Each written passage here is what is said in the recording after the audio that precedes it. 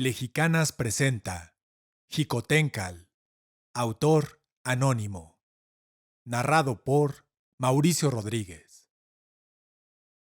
Libro quinto. En los grandes apuros, las resoluciones medias producen siempre los resultados más funestos. La pereza, natural al hombre, y el temor de desprenderse de las cosas que se aman demasiado, son siempre los consejeros de esas medidas de contemporización que dan infaliblemente la victoria a los perversos, cuya fuerza se funda en la osadía y en la constancia. Así, pues, el padre de Tlaxcala, el anciano Xicoténcal, débil por los estragos que había causado en su naturaleza la corriente de un siglo, principiaba a flaquear en sus consejos y, apegado en extremo al amor de su hijo, comprometió la seguridad de éste con su demasiado esmero por conservarlo. Abatido por el peso de los años y por los achaques inseparables de su edad, se abandona dulcemente a los consuelos que le prodigaban sus hijos, y su amor a la patria iba reconcentrándose en su propia familia, por falta de fuerzas para extenderse a una esfera mayor. «Venid, hijos míos», decía a Xicoténcal y a Teutila. «Venid a ser felices los últimos días de vuestro anciano padre. Esos extranjeros nos dejan con su ausencia gozar en paz de nuestra felicidad. Que yo os vea dichosos, que vuestros días se pasen sin hacerse sentir más que por las dulzuras de vuestro amor, y mi tránsito a otra vida será como el dulce sueño de un padre que ha dejado contenta y alegre toda su familia». Así hablaba el anciano respetable al joven Xicoténcal, a quien devoraban los celos más crueles. Él había visto a su adorada esposa abrazada de Ordaz y caminando a paso lento y sosegado, y al instante en que fue percibido del que sostenía a Teutila, aquel la abandona y huye de su presencia. La buena esposa, resentida por su parte del extraño recibimiento que le hizo Xicoténcal, cuando a riesgo de su vida había conservado intacto su honor, le recibe en su casa con frialdad y aún con despego. El amor de la tierna Teutila reconcentra sus caricias hacia el anciano inocente y se desahoga así de la violencia que su pundonor le obligaba a hacerse respecto a su injusto marido. ¿Qué debía pensar éste de una serie de sucesos que la fatalidad ordenaba tan en perjuicio de su tranquilidad? Triste unas veces, furioso otras, cuando descontento de sí mismo y quizá arrepentido, presintiendo su injusticia, luchaba contra tan opuestos sentimientos como un bajel que abandonado, sin brújula ni timón, a merced de las olas, en tanto toca a las nubes y en tanto desciende a los abismos. Pobre Xicoténcal, los consejos de tu padre te son ahora más necesarios que nunca, y, no obstante, tu amor a él te cierra la boca cuando tu corazón ansía abrirse a los consuelos de su cariño paternal. La noble fiereza de Teutila y la inquieta turbación de su esposo los indujeron a ambos al partido más opuesto, a su mutua tranquilidad. Serenos en la apariencia delante de su padre, la fría reserva los separaba uno del otro cuando se encontraban solos. Xicoténcal no se atrevía a pedir una explicación, temiendo que fuera imposible darle una satisfactoria, y Teutila callaba, resentida de haber perdido tan injustamente la estimación de su esposo. Así pasaban estas dos almas inocentes la vida más amarga, y al poco tiempo una profunda melancolía había alterado sensiblemente su buen natural. Las caricias al buen viejo se suspendían con frecuencia por un melancólico silencio, y un triste y largo suspiro solía seguirse a las preguntas del anciano. Al fin conoció éste que sus hijos no estaban contentos, y su cariño se alarmó sobremanera. «¿Qué os ha sucedido?», les decía, «mis amados hijos. Ven acá, Xicoténcal, y tú, Teutila, dadme las manos. ¿Será posible que la discordia haya derramado su veneno en vuestros puros corazones? ¡Ah! Vuestro pobre padre moriría de pena. Decidme qué tenéis, qué os aflige. Descubridme vuestro corazón. Vosotros solo sois la única dicha que me resta, y yo veo contento el fin de mi carrera si mis amados hijos son felices». Entonces redoblaban las caricias a su padre, y las lágrimas de su ternura filial desahogaban sus corazones sin aliviarlos del peso que los abrumaba. Un día en que esta familia desgraciada estaba reunida después de comer, El anciano Jicotencal dijo a sus hijos: «Queridos míos, nuestro cariño mutuo nos ha hecho olvidarnos de nuestro buen amigo, Ordaz. Ahora me acuerdo que se fue sin despedirse de nosotros. Pobre hombre, cuánto debe sufrir su honradez entre esos malvados. ¿Sabes tú, Jicotencal, por qué se fue tan precipitadamente? ¿Has sabido algo de él?» «No, señor». «¿Cómo? ¿Tampoco se despidió de ti? Yo pensaba que lo habías visto cuando te fuiste al Senado. ¿Y tú, Teutila, lo viste en casa de Magiscatzin?» «No, señor». «¿Es posible que un amigo tan fiel, un hombre tan virtuoso y tan sensible? Es un malvado, como todos los suyos», dijo con furor celoso el joven Jicotencal. «Es un vil e inicuo, que a su perversidad añade la hipocresía y la bajeza más cobarde». «No, Jicotencal», replicó con entereza Teutila. «Jamás permitiré que denigres hacia el modesto, al generoso libertador de mi honor, al virtuoso amigo, cuyos servicios importantes pagas con tanta injusticia. Ese monstruo te ha seducido, y tú lo amas». «Sí, con todo mi corazón y con toda mi alma. Sí, Jicotencal, lo amo. Amo sus virtudes, amo su heroísmo, pues que a él solo debe la esposa de Jicotencal no verse otra vez hecha la víctima de su feroz y brutal jefe». Un torrente de lágrimas ahogó las palabras de la tierna Teutila, que, reposando su cabeza en el seno de su padre, sollozaba infantilmente.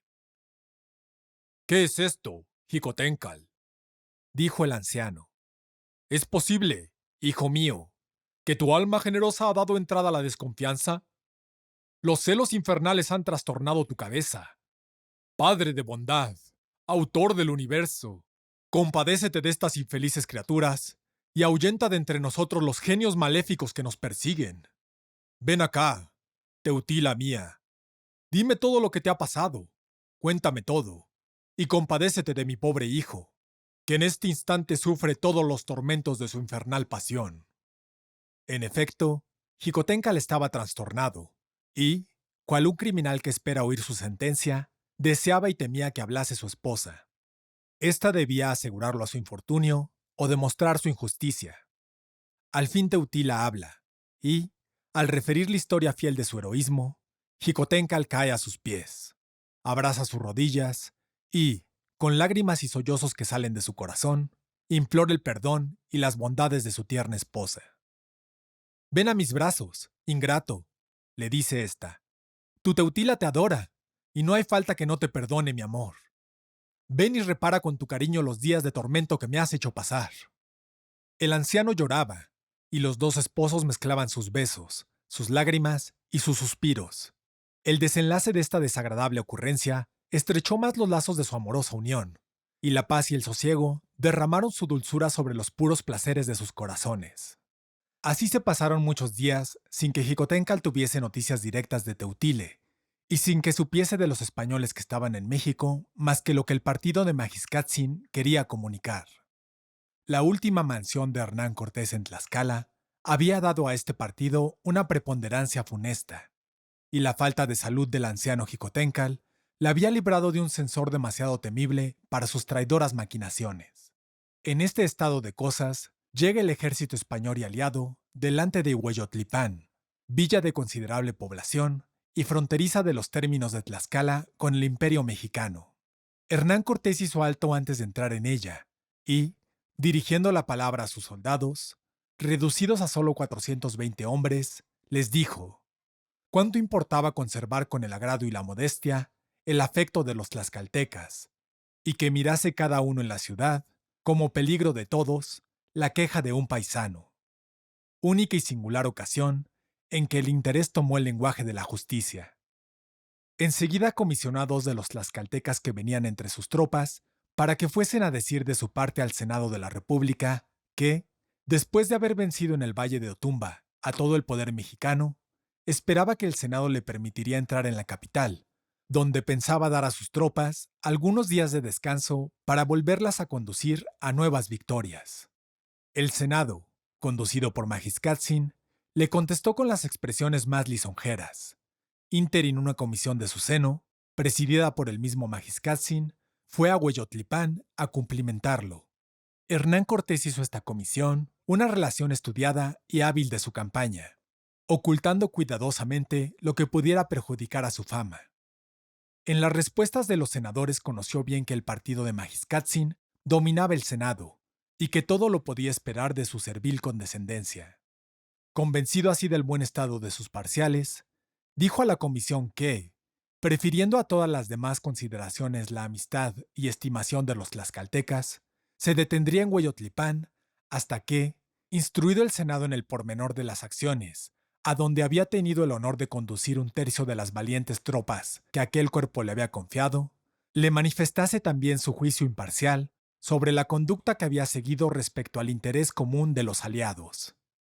Con este pretexto especioso, se tomó tiempo para reparar su gente, que venía en un estado lastimoso, y lo dio también a Magiscatzin para que resolviese nuevas bajezas y nuevos envilecimientos de parte del Senado. Este cuerpo acordó, en efecto, recibir a Hernán Cortés con las fiestas y regocijos con que la República acostumbraba a celebrar el triunfo de sus armas, y el ejército español entró por segunda vez, triunfante en Tlaxcala, habiéndose salvado de una ruina casi inevitable.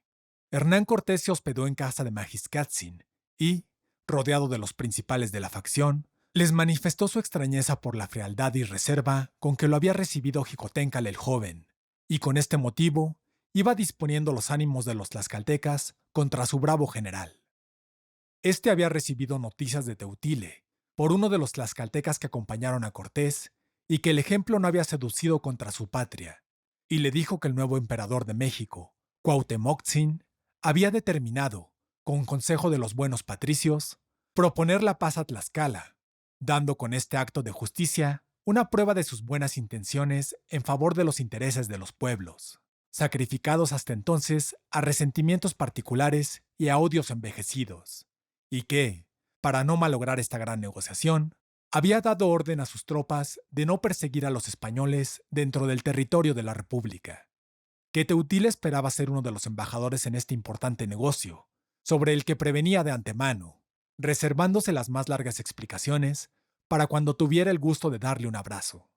Desgraciadamente, las mudanzas saludables que comenzaban a mejorar las esperanzas de los mexicanos no habían extendido todavía su benéfica influencia a todas las provincias, y la nación de Tepeyacac rompió las hostilidades contra Tlaxcala, penetrando y saqueando algunos de los pueblos de la frontera. Esta provocación había encendido en los tlaxcaltecas el espíritu de venganza, y Hernán Cortés consiguió, sin dificultad, que la República declarase la guerra a Tepeyacac, comprometiéndose a auxiliarla en ella. Esta fue la primera vez que consintió la cooperación de un grande ejército tlaxcalteca.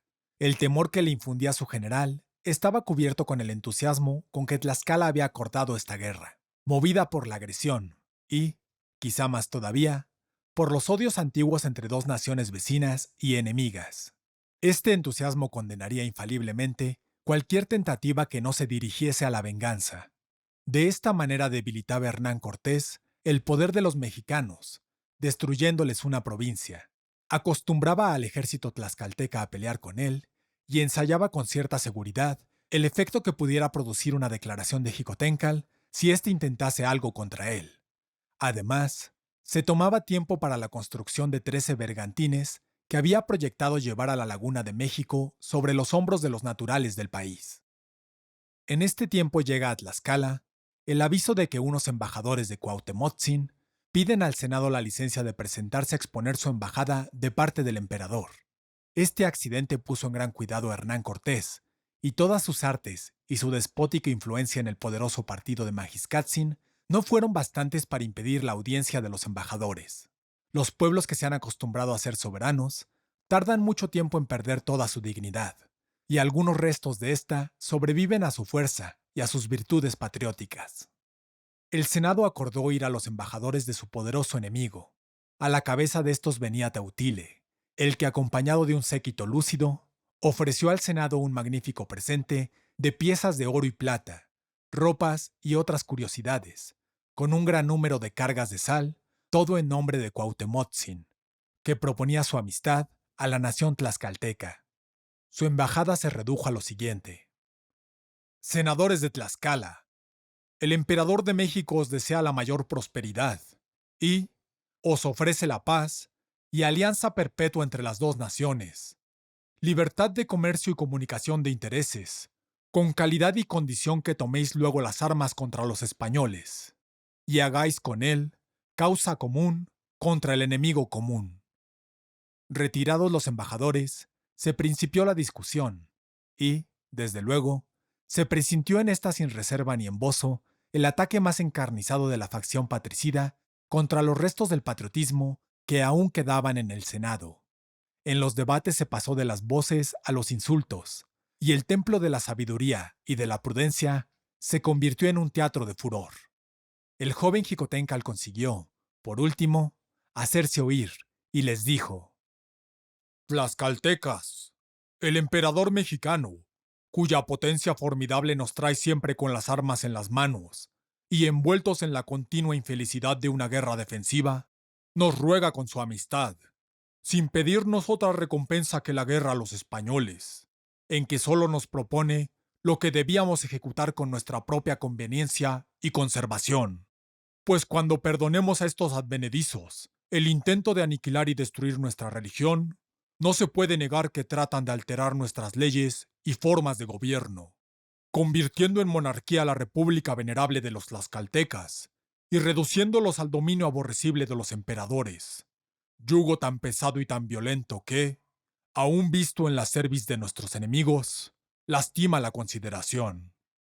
Los gritos descompasados de Magiscatzin y sus secuaces no dejaron acabar al general patriota su discurso lleno de razón, de política y de interés, y la sesión se levantó sin haber podido conseguir la serenidad necesaria para votar la respuesta a la embajada.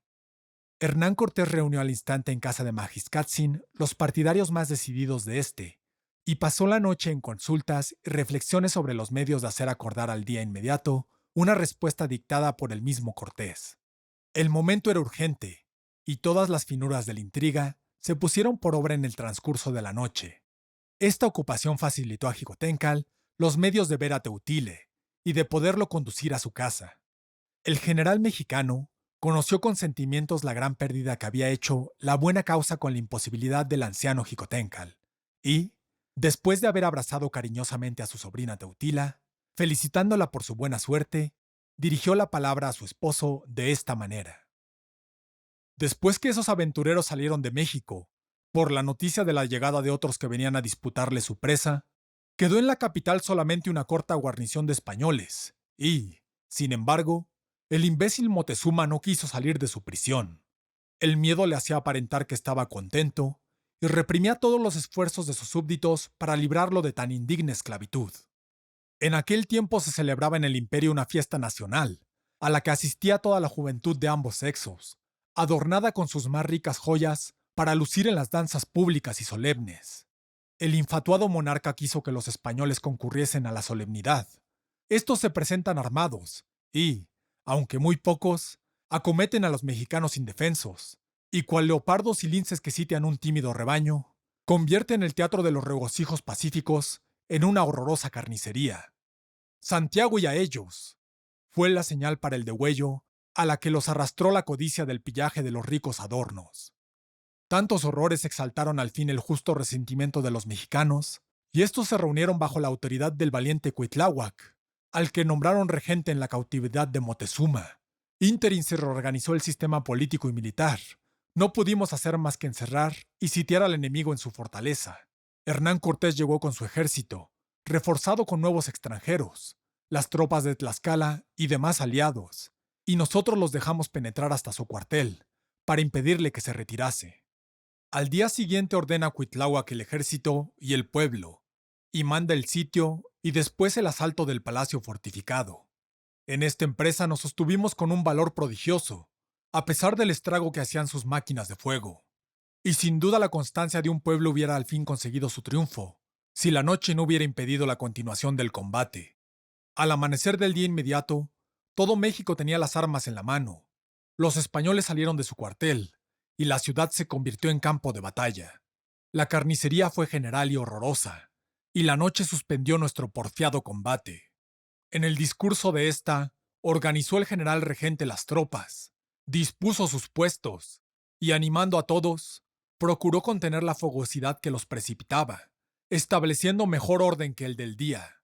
Al amanecer sale de nuevo el enemigo con unas nuevas máquinas, que como otras tantas torres de madera, sobre 4 ruedas y tiradas por sus brutos guerreros, los ponían a cubierto de las armas arrojadizas que les tirábamos desde las ventanas y techados de las casas.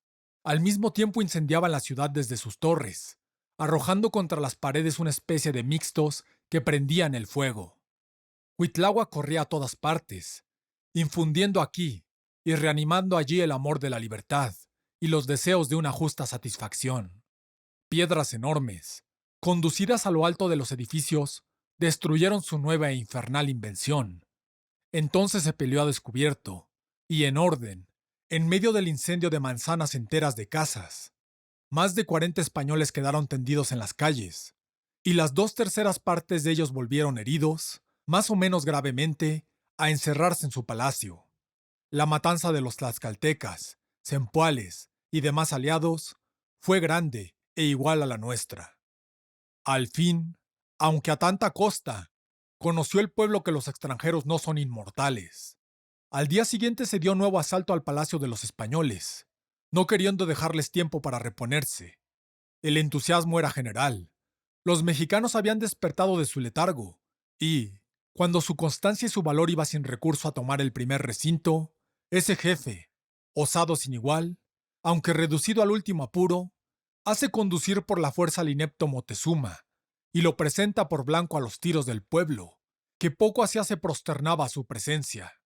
El prestigio a la majestad real, que los tiranos han fomentado tan hábilmente en el vulgo, hace que el pueblo abandone su victoria y desatienda su causa y su interés, para huir a un fantasma necio, ridículo e impotente, revestido de las insignias de la suprema autoridad. El cobarde monarca tuvo la vileza de mandar al pueblo que depusiese las armas. Lección terrible para los que delegan sus derechos, o sufren se los usurpe la arbitrariedad de un hombre. Cuitláhuac, entonces, habló así al atónito pueblo mexicano.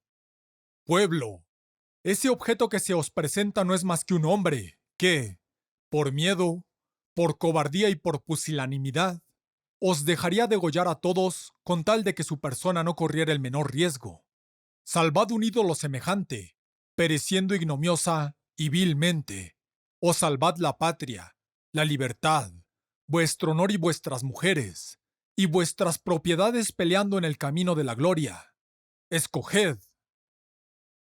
El asalto se emprendió de nuevo. En vano el pueblo ruega a Moctezuma que se retire, y en vano Cuitláhuac dirige sus esfuerzos por otros lados. Su astuto opresor lo presenta como su único escudo en los sitios más peligrosos. Y al fin, una pedrada en la sien, acabó el fatal reinado del despótico e imbécil Moctezuma.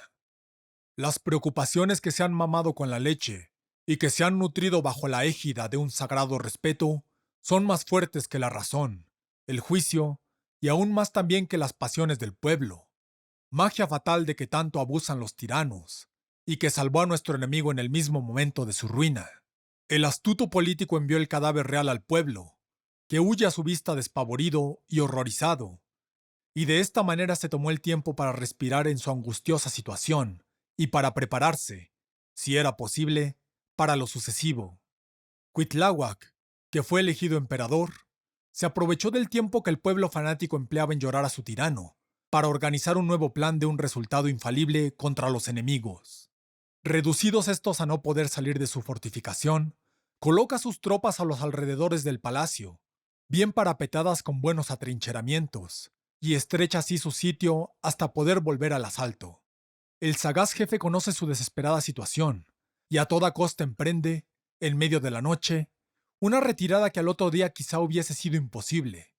El nuevo emperador atacó su columna a la cabeza de una tropa escogida de mexicanos, y, después de una acción la más sangrienta, consigue cortar a los enemigos. El jefe se salvó, dejando más de 200 españoles y 1000 de sus aliados muertos en las calles de México y diques de su laguna, y toda la artillería y el bagaje en poder del vencedor. En esta ocasión observamos que los primeros españoles que cayeron en la pelea estaban cargados de oro, de forma que, si sucumbieron a su peso, alguna vez nos ha sido útil este funesto metal. Esta batalla costó la vida al valiente Cuitláhuac, pero su glorioso, aunque corto reinado, y su heroica muerte han reanimado el espíritu público de la nación, entumecida en la esclavitud y en el envilecimiento. Esta ha nombrado para su jefe a Cuauhtémoc, joven de un valor y de un patriotismo a toda prueba, y cuyo generoso desinterés ha justificado su elección. Él mismo ha derribado los abusos y aligerado las cargas con que nos oprimía Moctezuma, y de buena fe desea la paz y amistad con Tlaxcala, pues su alma generosa se conduce por el amor de la humanidad.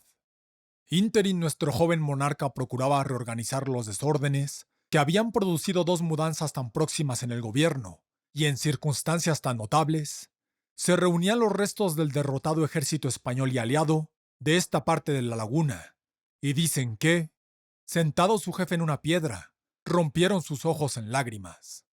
Flaqueza notable, y no sin ejemplo de esos ambiciosos a cuyo valor nada resiste en la prosperidad, pero que en la desgracia manifiestan las miserias de la naturaleza humana.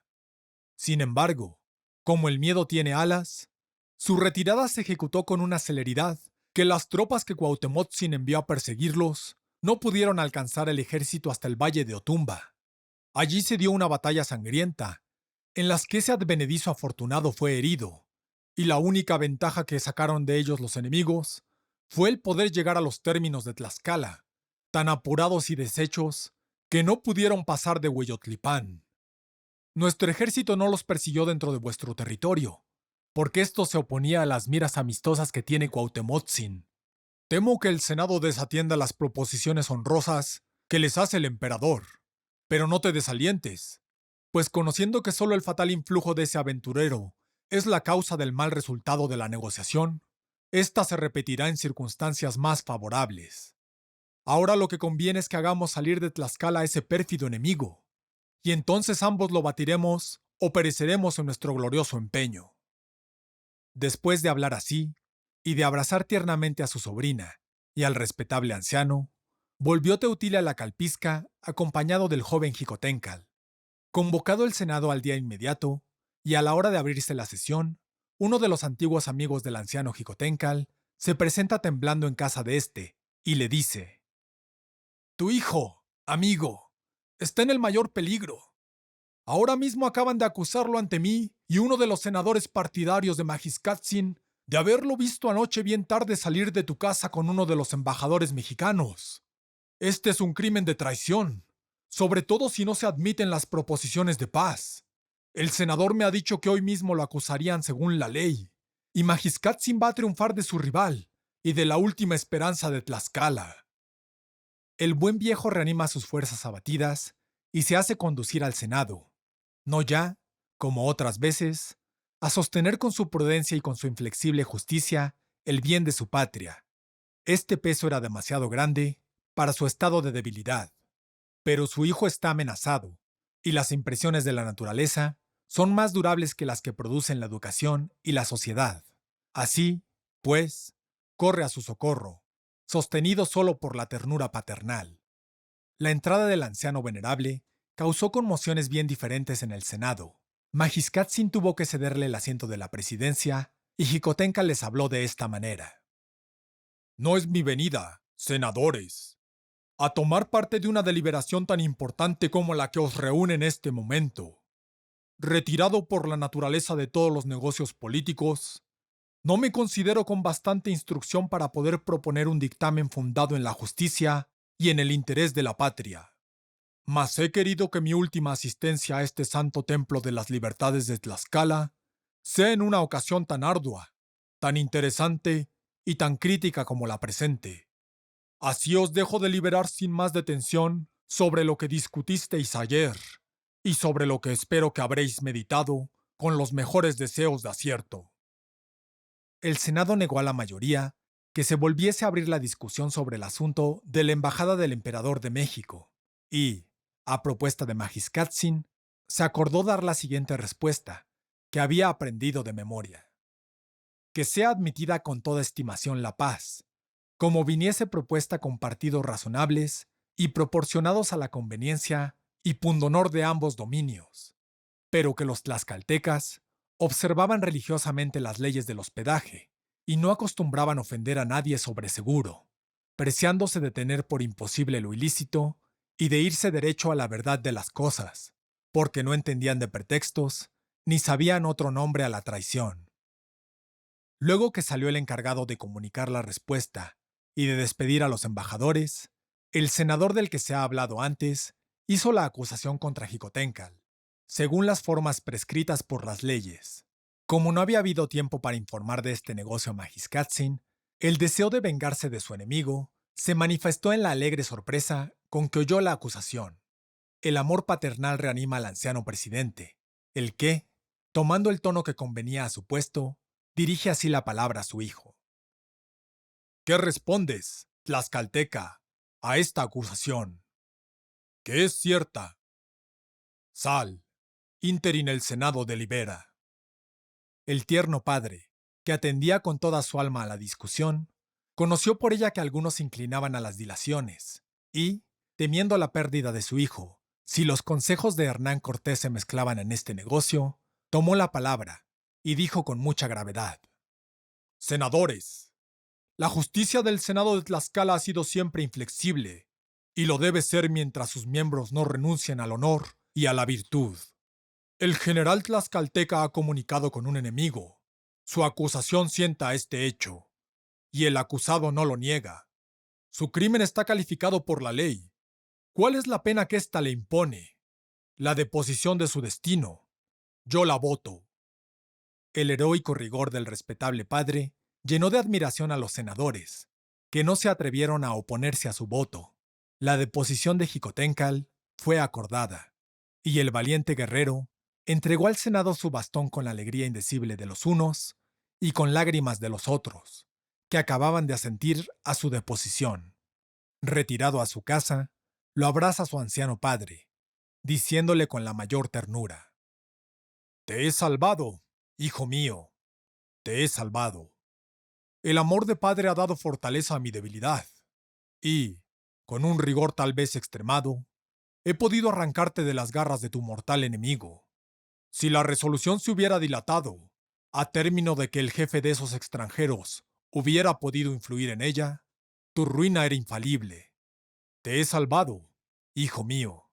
Vive para consolar los últimos días de tu anciano padre. El joven héroe no quería turbar la alegría de su amado padre, pero su corazón rebosaba de pena, viéndose imposibilitado de poder tomar la defensa de su patria. Al fin, a las instancias cariñosas del anciano, rompe su silencio. No, mi amado padre, le dice, no es el sentimiento por la pérdida de un destino lo que aflige y atormenta a tu hijo.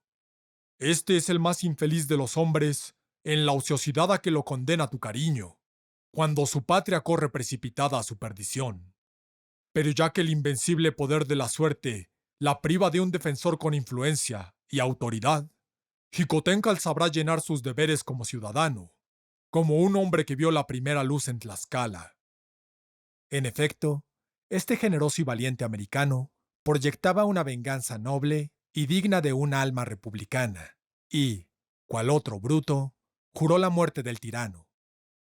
Hernán Cortés conoció el inocente artificio del respetable Jicotencal, y no dejaron de darle algún temor las sospechas de que su valiente hijo tomase un partido desesperado en el exceso de su justo resentimiento, y tanto para evitar este extremo, como para volver a poner a su terrible enemigo al alcance de sus intrigas, hizo el papel de generoso y se declaró su protector, presentándose en el Senado y suplicando a este cuerpo que repusiese a Jicotencal en el mando de las armas de Tlaxcala.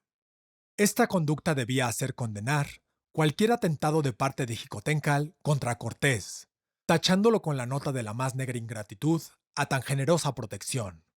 El diestro español vio en la fácil flexibilidad del Senado a sus insinuaciones que podía arrancar de éste con astuto disimulo cuanto necesitaba para llevar a cabo, y sin riesgos, el horrible crimen que urdía en su imaginación. Jicotencal debía perecer. Su existencia comprometía a cada momento la de las armas españolas en América. El temple de su alma era inaccesible, a toda especie de corrupción y abatimiento.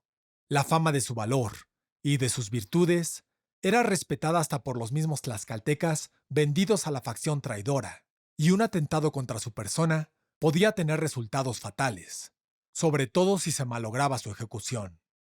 Para obviar, pues, todos estos inconvenientes, manifestó al Senado que el acto de generosidad magnánima que aquel cuerpo acababa de hacer, movido por los méritos relevantes del joven general de la República, podría incitar a los revoltosos con la esperanza de obtener el perdón de sus crímenes, lo que quizá acarrearía consecuencias desagradables en el curso de una guerra como la que se iba a emprender.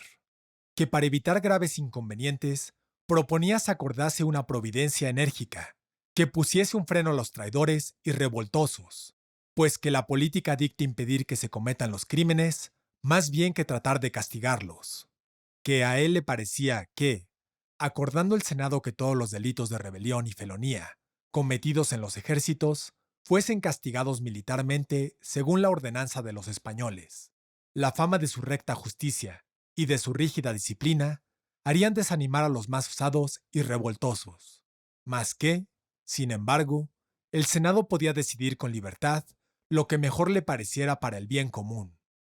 Hernán Cortés salió sin aguardar respuesta, y Magiscatzin, libre en aquel momento de los dos Xicoténcatl, triunfó de la débil resistencia de algunos pocos senadores que se opusieron inútilmente a la prostitución y envilecimiento de la autoridad soberana de Tlaxcala. La fatalidad condujo, al fin, a aquel cuerpo, en otros tiempos tan respetable, al último grado de prevaricación, y el poder judicial fue abandonado al arbitrio de un extranjero hábil y poderoso. Desde este momento dejó de existir como nación la República de Tlaxcala. Sin embargo, los pueblos pueden revivir al honor y lavar su envilecimiento, reconquistando con valor lo que les arrancará el torrente de la fatalidad. Empero la infeliz República de Tlaxcala fue condenada por entonces a sufrir por largas edades el digno castigo de su vil prostitución. Hernán Cortés escogió 8,000 tlaxcaltecas, mandados por jefes de toda su confianza y a sus órdenes inmediatas, dejando a Xicoténcatl el mando del grande ejército de la República. Enseguida todos salieron para la guerra contra Tepeyacac. Diego de Ordaz, convaleciente aún de varias heridas, se quedó en Tlaxcala cuidando de los enfermos y heridos, y de doña Marina, que aún no estaba restablecida de las fatigas de una retirada tan peligrosa. Esta se aprovechó de la ausencia de Hernán Cortés para estrechar su comunicación con la virtuosa Teutila. Aunque la disipación y los sucesos estrepitosos de México habían entibiado las buenas disposiciones con que salió doña Marina de Tlaxcala, la tranquilidad en que quedó, y más que todo, el ejemplo vivo de Teutila, la llamaron dentro de sí misma y principió a tomar gusto por las dulces habitudes de la virtud. También se iba acostumbrando a ver a Ordaz como un amigo sincero y desinteresado, y desahogaba la sensibilidad de su corazón con las inocentes caricias que prodigaba a su hijo. Estas buenas semillas comenzaban a germinar en el corazón de Marina, cuando la muerte de Magiscatzin vino a determinar irrevocablemente su conversión a la virtud. Al aproximarse la última hora, se presenta al viejo prevaricador la perspectiva de una vida futura tan temible para el malvado. Los crueles remordimientos y los pánicos terrores, ministros de las venganzas de un dios justiciero, atormentaban su alma, y no pudiendo resistir la horrible pintura de su vida, que le ponían delante su importuna memoria, se estremece horrorizado al grito de la tremenda voz de la conciencia que lo acusa. Sus suspiros angustiosos y gemidos lamentables manifiestan el tormento insufrible que lo despedaza. Doña Marina ve con estremecimiento esta terrible lucha del hombre contra una voz que sale dentro de él mismo, y principia con calor a exhortarlo al arrepentimiento, único, aunque tristísimo, consuelo que le queda a un malvado moribundo. Magiscatzin pide entonces, con instancias porfiadas, que se haga venir a su presencia al anciano Xicoténcatl, a Ordaz y a Teutila. Reunidos todos alrededor de la cama de doña Marina y los parientes y amigos del enfermo, habló éste de la siguiente manera. Feliz tú una y mil veces, oh respetable Xicoténcatl. Tú bajas al sepulcro con la suave tranquilidad de un labrador que se retira a su hogar, después de haber cuidado con esmero el campo que lo sustenta a él y a su afortunada familia. Ínterin que yo me acerco a mi fin, con el desasosiego y receloso temor de un bandido que en vano quiere esconder sus remordimientos en la oscura caverna donde va a sepultarse. Sí, por oscura y profunda que nos imaginemos la guarida que nos espera, aquí dentro de nosotros hay una luz contra la que tan en vano intentamos cerrar los ojos. ¿Qué de males he causado? ¿Y cuán terrible debe ser mi castigo? Mitiguemos, si es posible, el horror de los tormentos que me esperan, reconociendo con humillación la grandeza de mis crímenes. Pero no, ¿cómo tendrían límites el tormento del autor de la injusta guerra de Socotlán y del que ha vendido su patria a un advenedizo por satisfacer sus inicuas y ruines pasiones? Si al menos ese extranjero presenciara el martirio que sufro en este momento, quizá pudiera repararse en alguna manera los enormes males que he causado. Este es el objeto que me ha movido a llamaros a este espectáculo horroroso. Reuníos todos, y cada uno pintadle las crueles angustias con que deja la vida a su criminal favorito. Jamás podréis alcanzar a describir los furores que me destrozan el corazón. Las furias infernales, con sus cabelleras de serpiente rodean mi lecho, y me amenazan con la boca abierta y con las uñas aguzadas. El genio del mal quema sus negras teas llenando de un humo hediondo esta habitación. Y sobre todo, estos espantosos espectros se dejan ver, luciente como el rayo, la terrible espada que dirige contra mí, el potente brazo de un dios vengador. ¡Ah! ¡Detened! ¡Detened el golpe, Dios terrible! ¡Miserable de mí! ¡Rabia y sufre, malvado, asesino, traidor! Este es el premio de tus triunfos, patricidas. ¡Acabemos! En fin, maldita sea. Una convulsión espantosa, seguida de la más cruel agonía, puso fin a una escena tan fuerte y a la vida del inicuo senador tlaxcalteca.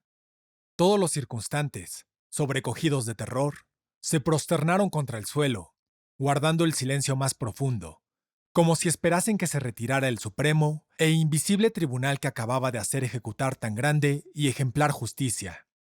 Los sollozos y las lágrimas de doña Marina rompieron el lúgubre silencio de los concurrentes, que acudieron a socorrerla creyéndola accidentada. Esta infeliz mujer sentía en su alma todo el peso de su conducta pasada, pero, preparada de antemano a las impresiones dulces de la virtud, sus lágrimas eran la señal consoladora de los esfuerzos que hace un alma para acabar de sacudir el yugo de los vicios. En este momento entró fray Bartolomé de Olmedo, enviado por Hernán Cortés para auxiliar en su última hora al miserable Magiscatzin. Doña Marina le dirige la palabra y le dice: «Extranjero, la ambición de pasar desde la condición de esclava a ser la querida de un hombre poderoso me arrastró a abjurar de la religión de mis abuelos por la vuestra. Aunque poco instruida en la doctrina de esta religión, sobre la que tú mismo vacilas y te contradices continuamente, veo, no obstante, en vosotros la monstruosa mezcla de las máximas más justas y más dulces, con los hechos más atroces y más inicuos, y de los discursos más profundos y delicados, con los absurdos más necios y despreciables. Cuando yo seguía mi culto sencillo y puro, pues que salía de mi corazón, cuando yo era una idólatra, según tú me llamabas, yo fui una mujer virtuosa y humilde, y desgraciada fortuna me tenía muy lejos del heroísmo de esta matrona respetable que tienes a la vista. Pero desde que fui cristiana, mis progresos en la carrera del crimen fueron más grandes que las hermosas virtudes de Teutila. Abjuro para siempre de una religión que me habéis enseñado con mentira, con la intriga, con la codicia, con la destemplanza y, sobre todo, con la indiferencia a los crímenes más atroces.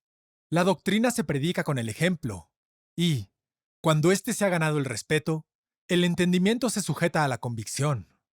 Di a Hernán Cortés que su esclava amasará su pan, que lavará sus ropas, pero que no volverá a ser la cooperadora de sus placeres ambiciosos, ni su cómplice en sus desórdenes». Así se expresaba la pobre de Marina, haciendo con su fogosa imaginación una mezcla informe entre las cosas, los hombres y sus discursos. Su rudeza no alcanzaba a comprender las piadosas razones con que el celoso sacerdote procuraba contener aquella oveja descarriada en el borde del precipicio. Ella no quería continuar ni en el amor, ni en la confidencia de Hernán Cortés, y sostenía con todas sus fuerzas que, siguiendo en sus intrigas amorosas y políticas, se separaba infaliblemente del camino de la virtud. El capellán le exponía que su buen propósito podría tal vez acarrear muchos bienes a la causa de Dios, pues nada tenía más influjo sobre el corazón de un hombre magnánimo que las lágrimas y los ruegos de una mujer virtuosa. Sí, respondió Marina. Ya lo vimos en la influencia y en el poder que tuvieron las de Teutila. Un hombre que no se aparta por la cólera de un dios que nos pintáis tan terrible, un hombre a quien no conmueve una ciudad reducida a cenizas, o un campo cubierto de cadáveres palpitantes. ¿Quieres que ceda a las lágrimas de una esclava? Déjame en paz con tus quimeras. Pues bien, idólatra obstinada, la gracia del Señor te abandona. Anda y púdrete en el asqueroso cenagal de tus antiguos errores. Pero dame ese niño redimido por la sangre del Cordero Inmaculado, que no es justo que su alma pura mame con la leche las semillas de la idolatría y del error. Hábil hipócrita, tú sabes atacarme por los sentimientos de la naturaleza. Lo mismo hizo tu astuto jefe.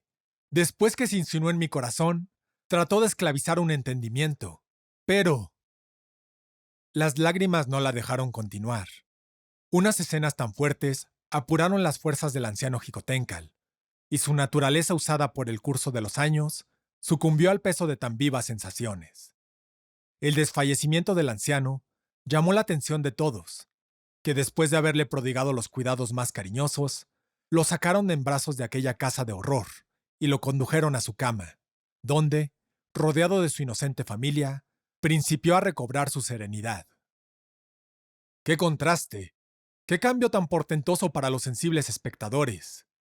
A la escena del crimen que muerde sus cadenas atado a un poste, y que rechina los dientes, y se despedaza con sus propias uñas, ínterin cruje sobre él el látigo de la venganza del cielo. Sucedió la dulce y la tranquila virtud que reposa en el seno de la confianza, cortejada por el amor filial y la amistad, y consolada con las memorias de una inocente vida. Entre tanto pasaban estas escenas en Tlaxcala, el ejército de la República conquistaba sin dificultad la provincia de Tepeyacac, y Hernán Cortés se aprovechaba de sus victorias tomando posesión del territorio de los vencidos, donde edificó una fortaleza con el nombre de Segura de la Frontera, y dejando a los vencedores solo con una parte del botín que habían hecho las tropas. Jicotencal se portó en esta campaña con la estricta obediencia de un republicano, que ejecuta las órdenes de su gobierno, persuadido de la justicia con que se han dictado. Hernán Cortés observó cuidadosamente el valor y la disciplina de la milicia tlaxcalteca, tan superiores a los demás americanos con quienes había combatido, y deseando acostumbrar a estos guerreros a pelear y vencer fuera de la voz de su general, dejó a este en Tepeyacac, con una división de los suyos y una pequeña partida de españoles, y se extendió a nuevas empresas contra las provincias confinantes que no le presentaban la sumisión. La influencia benéfica del nuevo gobierno mexicano no se había extendido a las provincias remotas, y aquella grande y vieja máquina se había desquiciado enteramente en el tiempo de anarquía durante la prisión de Moctezuma. Así es, que auxiliado Cortés de un ejército poderoso y triunfante, sometió a los que resistían, se atrajo a los descontentos y organizó una especie de liga o confederación de distintas naciones que, conservada cuidadosamente, debía contribuirle con un ejército de más de 100,000 hombres, fuerza respetable que, unida a las de Tlaxcala, lo ponía en estado de poder volver con más esperanza contra la Ciudad de México. Si sus soldados estaban disgustados, los contenía con los tlaxcaltecas. Si alguno de estos últimos causaba el menor recelo, se les separaba con política o con violencia de donde pudiera perjudicar. Y las demás naciones eran manejadas con la misma astuta política. Para colmo de felicidad, llegaron nuevos refuerzos de Cuba que Diego Velázquez mandaba para auxiliar a Narváez. Los hombres se ganaron con el oro y con promesas, o se contuvieron con amenazas y con rigor, y el ejército español aumentó su número de hombres y de caballos, y se proveyó de armas y municiones de guerra de que estaba escasísimo. La noticia de la muerte de Magiscatzin detuvo a Hernán Cortés en sus felicísimas incursiones. El nudo de la amistad de Tlaxcala podía romperse si un patriota ocupaba la vacante, y sin más dilación, tomó la vuelta de aquella capital, llevándose consigo al hijo mayor de Magiscatzin, que mandaba una de las compañías de su confianza. Este joven, corrompido por el mal ejemplo de su padre, y aficionado al lujo y a la ambición con el trato de los españoles, se vendió ciegamente a su protector Cortés, que lo iba a exaltar a un rango donde no se habían atrevido a llegar sus esperanzas. Los principales patricios del barrio o distrito de que Magiscatzin era cacique y representante en el Senado, y que pudieran dar algunas sospechas de oposición, se detuvieron en Tepeyacac, para lo que se mandó a Jicotencal que esperase en aquella ciudad 3 días antes de seguir el primer cuerpo que marchó para Tlaxcala. Hernán Cortés resolvió entrar de luto en la ciudad por la muerte de Magiscatzin. Prevínose de ropas negras, que vistieron sobre las armas él y sus capitanes, a cuyo efecto mandó teñir algunas mantas de la tierra. Hízose la entrada sin más aparato que la buena ordenanza y un silencio artificioso en los soldados, que iba publicando el duelo de su general. Con esta farsa ridícula se manifestó Cortés a la muerte del jefe ostensible de su facción, como mantenedor público y desenmascarado. El distrito que habitaba el difunto, sitiado por las intrigas, ocupado por las armas y privado de muchos de sus electores, nombró para su cacique y representante en el Consejo Supremo al hijo de Magiscatzin, y la facción quedó igualmente dominante. Todo ejecutado al gusto de Hernán Cortés, por la influencia de éste se negó el triunfo a Jicotencal, so pretexto del luto y sentimiento de la República por la pérdida de su magistrado. Instruido enseguida por el padre capellán de la manera con que doña Marina había insultado la santa religión, bajo especiosos y aparentes pretextos de virtud y de escrúpulos, la hizo venir a su presencia, determinado a derribar todos sus planes por amor, o por rigor, o de cualquier otra manera. La cooperación de esta hábil americana le era demasiado útil para que renunciase fácilmente a ella por sus escrúpulos. «Parece, Marina», le dijo, «que quieres hacer la mojigata. Yo te conozco y sospecho que algún joven tlaxcalteca es quizá la causa de esta conversión. Mas temblad uno y otro de mi resentimiento, que será tan grande como lo han sido mis bondades. Señor, yo soy vuestra esclava, y vos podéis disponer a vuestra voluntad del trabajo de mis manos y de mi persona, pero mi corazón ha vuelto irrevocablemente a la virtud, y la que en la carrera del vicio ha podido no temblar de las venganzas del cielo, bien podrá en las sendas de su deber estar tranquila ante la cólera de un hombre». Este lenguaje desconcertó a Hernán Cortés. La resolución de Marina estaba, según todas las apariencias, sostenida por la constancia natural a las gentes que no ha enervado el refinamiento de la sociedad, y fortalecido por las luces que había adquirido en el comercio de los europeos. «Ingrata», le dijo su amo, «¿y abandonarás así al hombre que tanto ha hecho por tu bien? ¿Al padre tierno de tu hijo? Dime, ¿en qué te ha faltado mi cariño? Y si tus entrañas son tan duras, abandona a tu amante y protector. Ve y ponte de parte de sus enemigos, y ayúdales a perderlo. Señor, la memoria de los males que me habéis causado no disminuirá ni un ápice mi reconocimiento a vuestros beneficios, ni mi estimación a vuestra persona. Y si mi pasada conducta os autoriza para suponerme capaz de tan negra y vil ingratitud, el tiempo os desengañará de que Marina es otra muy distinta de la que habéis conocido. ¿Y quién ha causado esa mudanza? La naturaleza, señor. Esta madre solícita necesitaba de mis sentimientos para sus grandes fines, y supo despertarlos. El vértigo que presidió a su renovación hizo de mí un objeto digno de lástima. Los buenos ejemplos reanimaron aquellos sentimientos benéficos, y la espantosa catástrofe de Magiscatzin ha arraigado en mi corazón un odio invencible contra el vicio. ¿Qué catástrofe? ¿Qué ha sucedido? ¡Qué lástima, señor, que no hayáis estado presente!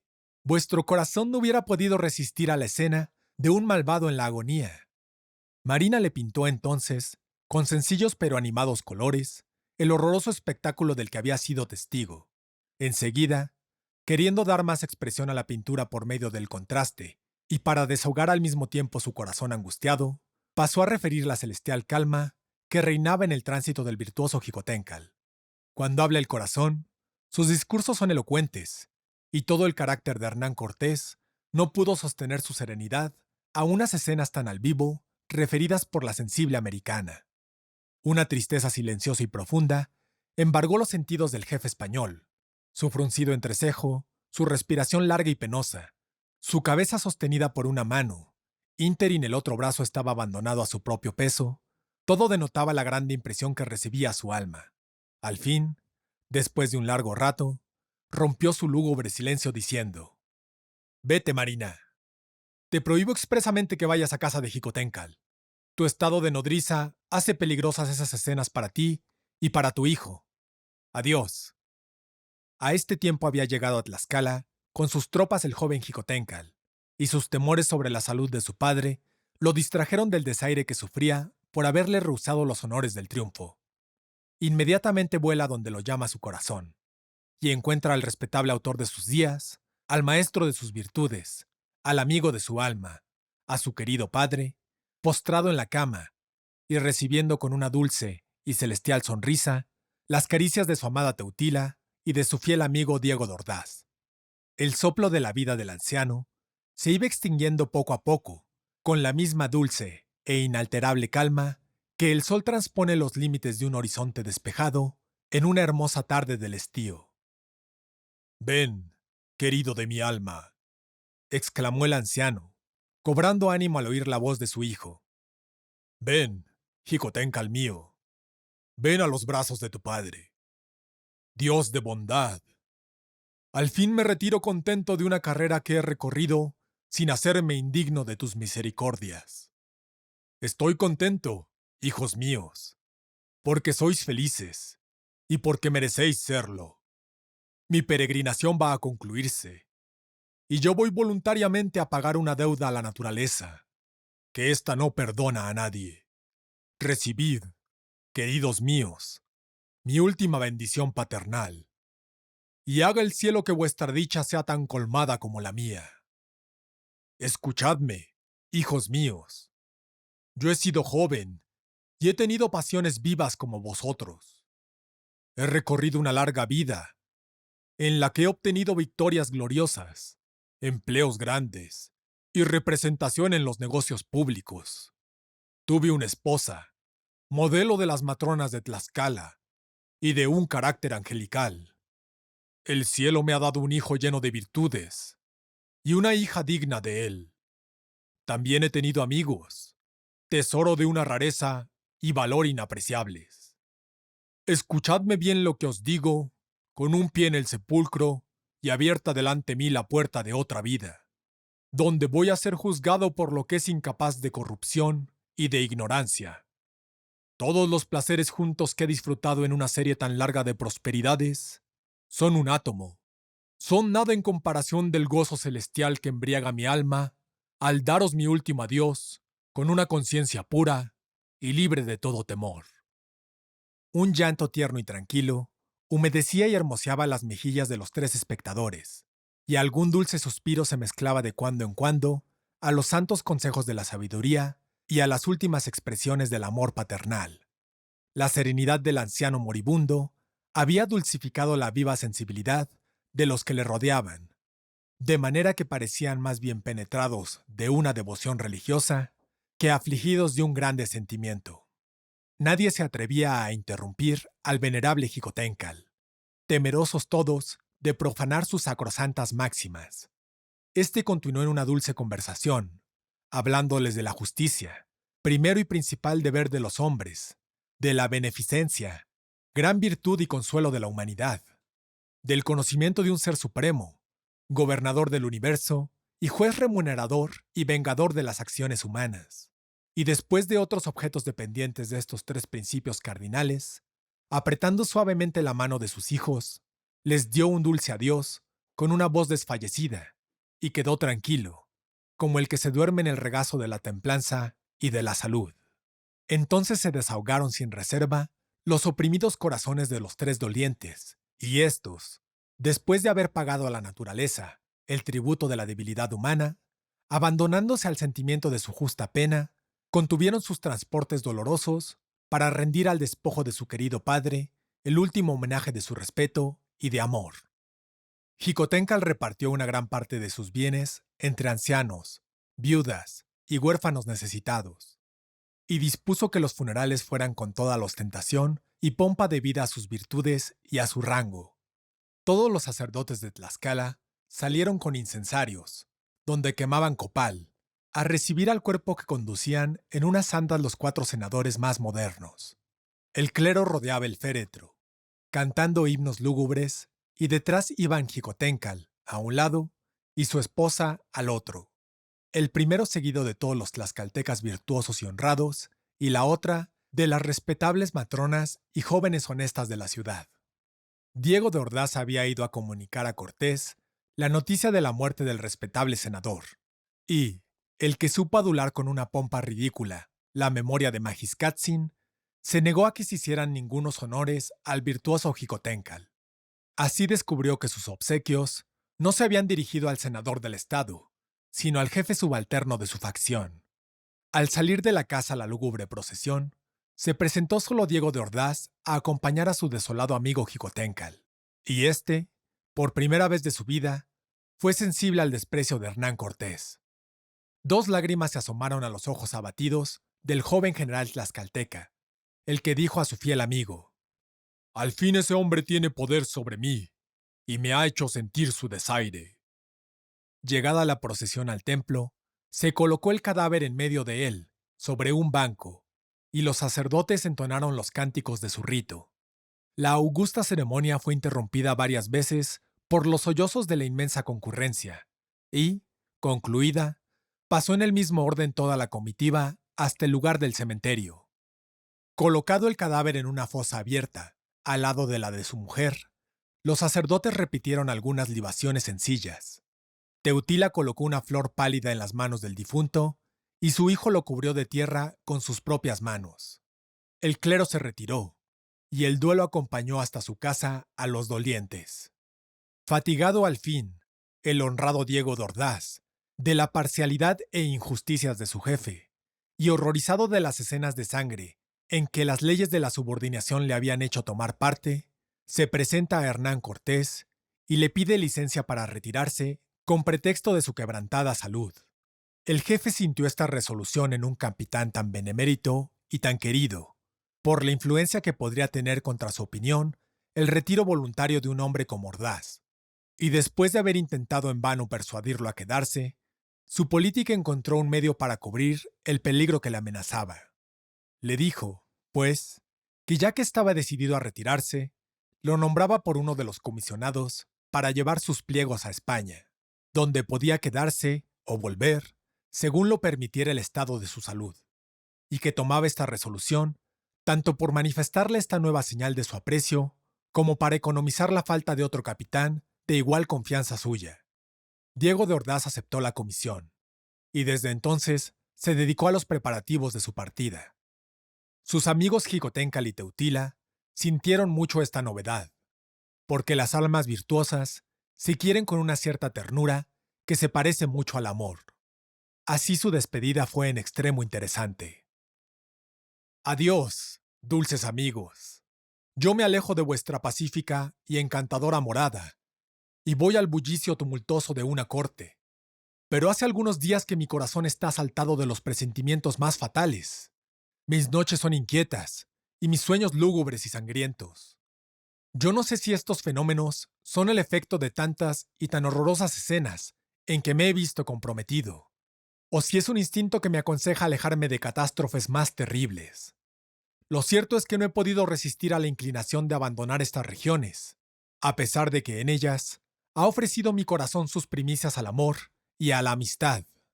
Vivid felices, y el cielo os preserve de la desgracia, como estáis seguros de que os olvide un momento vuestro fiel amigo. Su partida llenó de luto a los 2 esposos, y, como si los tristes presentimientos del honrado Ordaz fueran contagiosos, Xicoténcatl y Teutila comenzaron a sentirse agitados y abatidos sin ninguna causa ni motivo. La resolución que Hernán Cortés comunicó al Senado de llevar a efecto la grande expedición que tenía proyectada contra el Imperio de México y para la que contaba con todas las fuerzas de Tlaxcala, sacó a Xicoténcatl de sus tristes y profundas meditaciones. Desde el mismo instante se dedicó a reunir y organizar sus tropas, y los deberes públicos en que se ejercitaba reanimaron su patriotismo, reemplazado en los últimos momentos por las emociones naturales a un hombre sensible que acababa de sufrir 2 pérdidas tan irreparables. La patria se presenta a su imaginación como un enfermo desesperado de salud y que se consume de día en día por falta de un hombre animoso que se atreva a correr el riesgo de salvarlo. La cadena de sucesos que la fatalidad había dispuesto contra su república había hecho que ésta pasase en tan poco tiempo, desde el alto rango de una nación digna y respetable, al envilecimiento de unos esclavos vendidos a un advenedizo afortunado. Los vínculos sociales estaban rotos, la autoridad prostituida, la traición dominante y premiada, el patriotismo y el mérito despreciados, hollados los derechos y ultrajadas las leyes. En pocas palabras, desquiciado todo el grande edificio que no pudo jamás conmover el poder colosal de los emperadores mexicanos. El orden natural de las cosas devuelve en semejantes ocasiones todos los poderes a los individuos que los había delegado para el bien común. Y el alma grande de Xicoténcatl concibe el noble y patriótico proyecto de recoger entre tantas ruinas los materiales más útiles para volver a levantar el alcázar de la libertad tlaxcalteca, después de librar a su país de los enemigos que lo habían destruido. Con todas las fuerzas de Tlaxcala a sus órdenes, su plan fue acompañar al ejército aliado hasta que, a la larga distancia de las autoridades traidoras, pudiera obrar con libertad, y en este estado, hacer saber a Cortés que depusiese las armas y evacuase el territorio americano, o morir con los suyos haciendo todos los esfuerzos para conseguirlo. Al mismo tiempo debía también volver a entablar las negociaciones con el nuevo emperador mexicano, para que, obrando de acuerdo, pudiesen conseguir sus grandes intentos con menos estragos de los naturales alucinados por Hernán Cortés. Mas, ¿por qué fatal destino el heroísmo y la virtud se ven tan frecuentemente atados al carro triunfal de la astuta malicia y de la prevenida desconfianza? Valiente y honrado republicano, generoso Xicoténcatl, tu noble franqueza va a perderte, y tú vas a descubrir toda la grandeza de tu alma a un enemigo astuto, que te espía insidiosamente para clavarte el puñal traidor, que conoce su impotencia de hacerte doblar la cerviz. Los ejércitos de las naciones nuevamente aliadas acaban de llegar a las inmediaciones de la ciudad en número como de 100,000 hombres, y al fin amanece el día de la partida. «Adiós, querida Teutila», dijo Xicoténcatl a su esposa, dándole un tierno abrazo.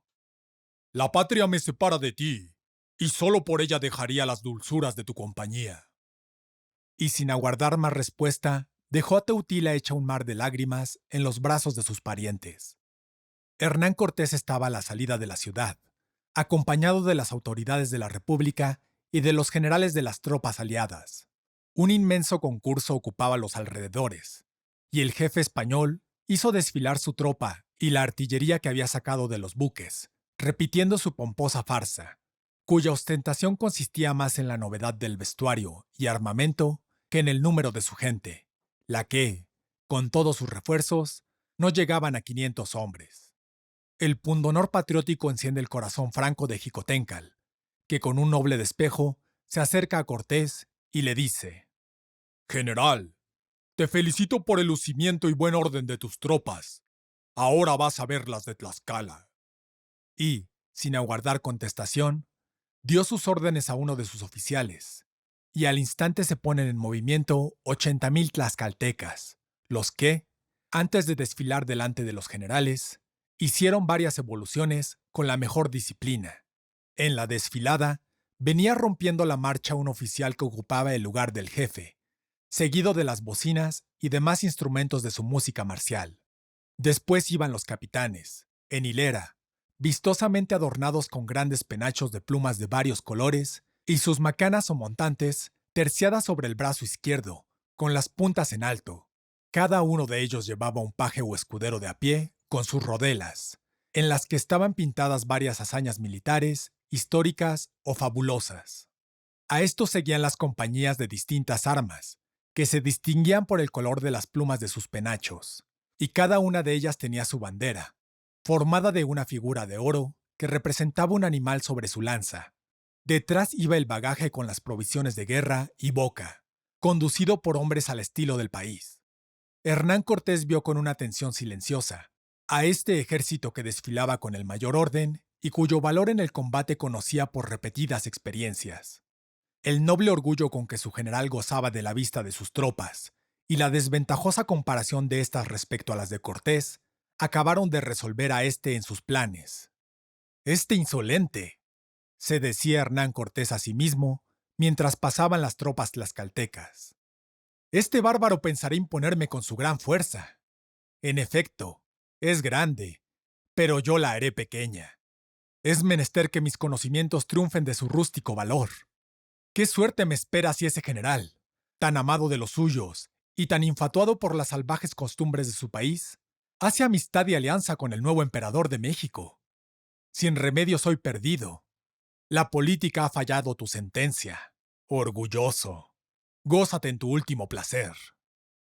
Luego que pasaron las tropas tlaxcaltecas, Hernán Cortés con una estudiada dulzura hizo sus cumplimientos a Xicoténcal, prodigando los elogios. «Y en prueba», añadió, «de la estimación que me merece ese lúcido ejército, quiero que participe de la gloria de todos los peligros. Un tercio romperá la vanguardia del ejército aliado, al mando de uno de mis capitanes.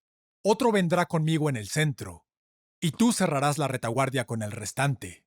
Además, para que no haya ninguna acción en la que no se encuentre el nombre de Tlaxcala, quedarán en el país algunas compañías que ayuden a construir los bajeles que se están fabricando para nuestra empresa».